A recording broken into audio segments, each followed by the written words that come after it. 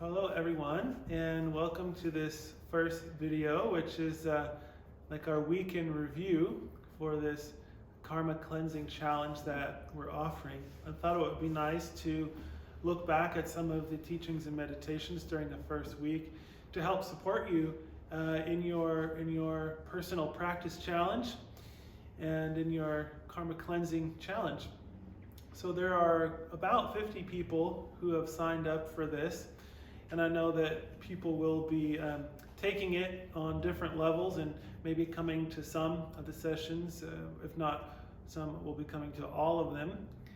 But in whatever way you're engaging in this challenge, I thought it'd be nice to kind of have a little weekly check-in and look at what's coming up in this week ahead. So also, please feel free to email me if you've got any questions that come up this month, things you're not certain about or things you want to know more about or so forth. My email is rt, that's resident teacher, rt at meditationintexas.org. So I'll get back to you, within a couple days. So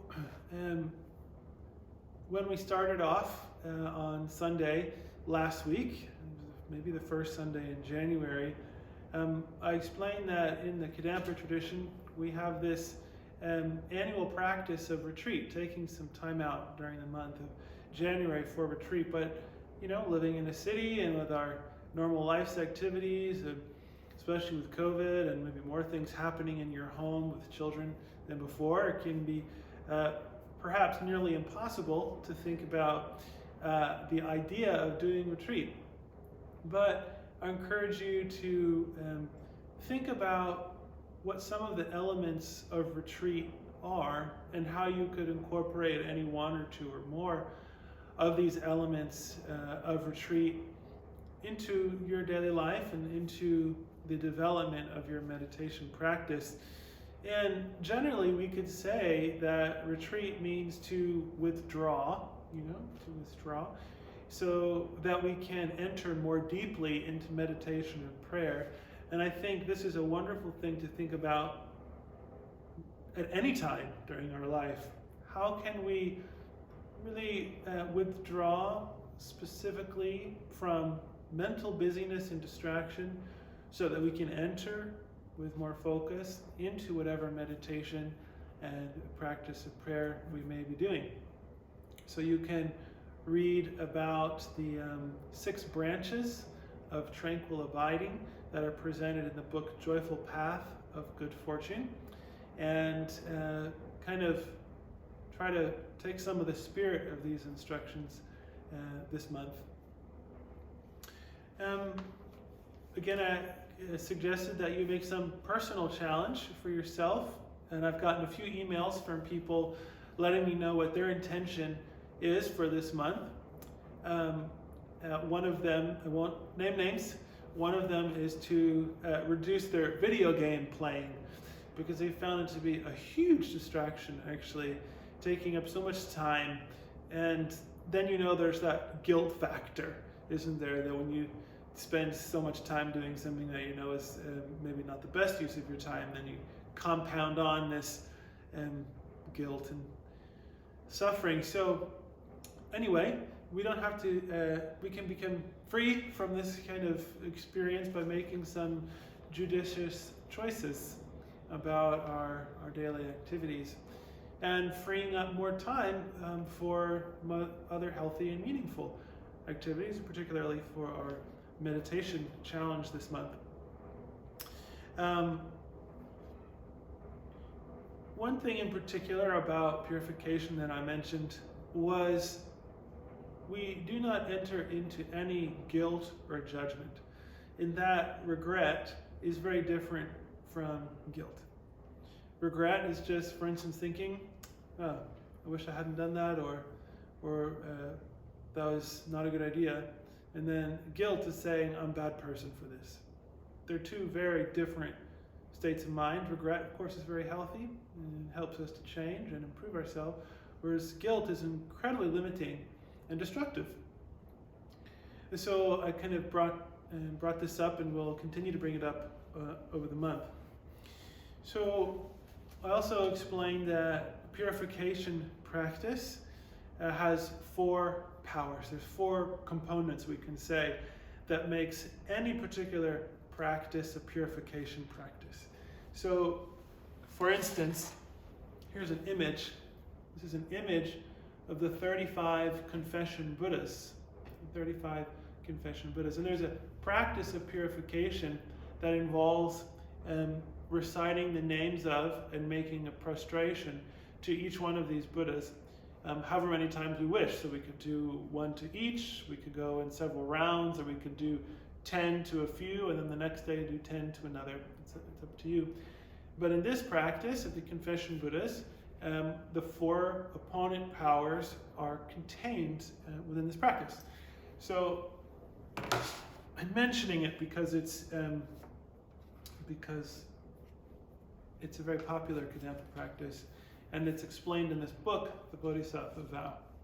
So whether it's the confession Buddha's practice, whether it is the Vajrasattva practice that we're following using this month, no matter which, all complete purification practices contain the 4 opponent powers. And we started to look at these this week. They are the power of regret, the power of reliance, the power of opponent force, and the power of promise. So this week we got through an introduction to the practice. I explained this form of meditation called sadhana, this meditation booklet, and how useful this is as a guide for meditation. And I started to explain how within this meditation booklet on Vajrasattva, we started looking at the power of regret first and developing our wish to purify. And there's a section in this book, The New Guide to Dakini Land, on developing the wish to purify in the commentary to the Vajrasattva practice. Okay, so you could go back to that. But in this first power of regret, this is our goal, to develop our wish to purify, to release ourselves from what's holding us back. Certain karmic weights or recurring delusions that we find. So whatever is holding us back in this regard, we can release ourselves from these obstructions, these obstacles, through purification practice. So we just develop the wish to become free from what's weighing us down by reflecting about karma and so forth. So we began to look at that. And then we began to look at the second of the 4 opponent powers, which is the power of reliance. And I asked the question, why do we need to rely on the 3 jewels, Buddha, Dharma, and Sangha? And the answer I offered was because we need help with our suffering and our delusions. And why? Then I asked the question, do we need help with our suffering and delusions? The answer is because we can't do it on our own. We never do anything on our own.